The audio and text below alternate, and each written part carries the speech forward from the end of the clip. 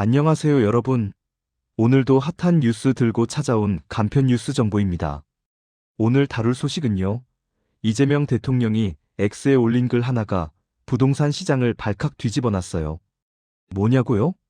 바로 등록임대주택 세금 혜택 축소 이야기입니다. 여러분 중에 등록임대주택이 뭔데? 라고 생각하시는 분들 계실 텐데요. 간단하게 설명드릴게요. 등록임대주택이 뭐길래? 옛날에 정부가 이런 제도를 만들었어요. 집주인님들, 8년 10년 동안 착하게 임대사업 하시면 세금 왕창 깎아드릴게요. 이게 바로 등록임대주택 제도입니다. 얼마나 혜택이 좋았냐면요. 집 살 때 취득세? 깎아줌. 매년 내는 재산세? 깎아줌. 부자들 내는 종부세? 깎아줌.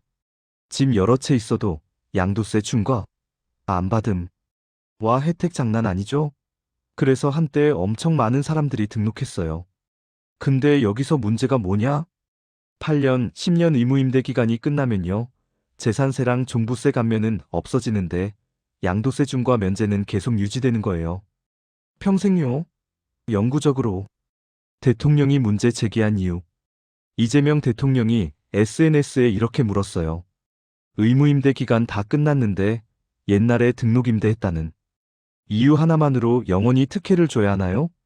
이게 공평한가요? 실제로 지금 서울에만 이런 등록임대주택이 약 30만 호나 있대요. 그 중에 아파트만 5만 호고요. 생각해보세요.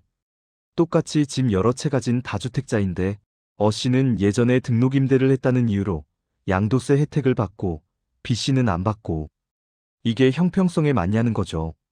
정부가 생각하는 해결책. 그래서 정부에서 검토 중인 방안이 뭐냐면요. 1단계 유예기간. 갑자기 확 바꾸면 충격이 크니까 1년 정도 준비할 시간을 준다. 2단계 절반만 혜택. 그 다음엔 양도세 혜택을 딱 절반으로 줄인다. 3단계 완전 폐지. 마지막엔 아예 없앤다. 일반 다주택자랑 똑같이 만드는 거죠. 그리고 또 다른 아이디어도 있어요. 아파트만 이렇게 하고 빌라나 오피스텔은 그냥 놔두자는 거예요. 왜냐면 부동산 가격 급등의 주범은 주로 아파트니까요. 이러면 뭐가 좋은데? 대통령이 강조한 게 뭐냐면 수십만 호 공급 효과예요. 논리는 이래요. 지금 등록임대주택 주인들이 팔고 싶어도 양도세 폭탄 맞을까봐 꾹 참고 있잖아요. 근데 야, 너희 1년 뒤부터 혜택 줄어든다. 그리고 언젠가 없어진다 하면요. 주인들이 그럼 차라리 지금 팔자. 이렇게 나올 수 있다는 거죠.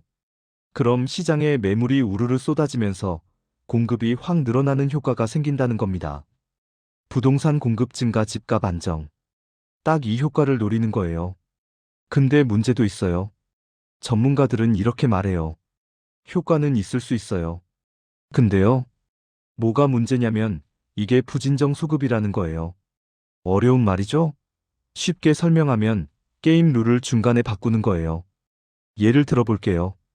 여러분이 10년 전에 정부가 이거 하면 평생 혜택 준다고 해서 믿고 등록했는데 갑자기 미안, 이제 안 준다 하면 억울하지 않겠어요? 법적으로는 완전히 소급입법은 아니지만 신뢰를 깬다는 측면에서 논란이 있을 수밖에 없어요. 그리고 또 하나, 지금 그 집에 세입자가 살고 있으면 어떡해요? 집주인이 급하게 팔려고 하면 세입자는? 이런 부분도 고민해야 한다고 재정경제부에서 말했대요. 부동산 시장은 어떻게 될까? 만약 이 정책이 실제로 시행되면요. 부동산 시장에 꽤 큰 파장이 있을 거예요. 서울에만 30만 호라고 했잖아요. 이게 다 한꺼번에는 아니더라도 몇 년에 걸쳐서 시장에 나온다고 생각해 보세요.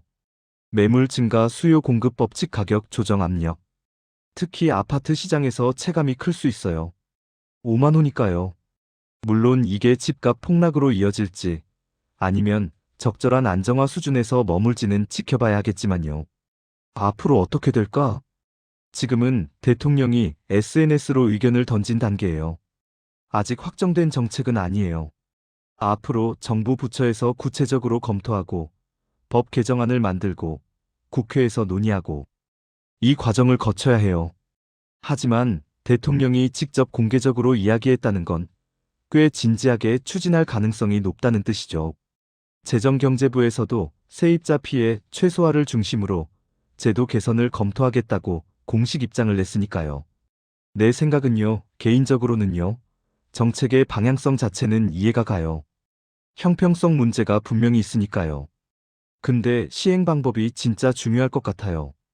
너무 급하게 하면 시장 충격이 크고, 너무 천천히 하면 효과가 없고, 그리고 무엇보다 세입자 보호 대책이 탄탄해야겠죠.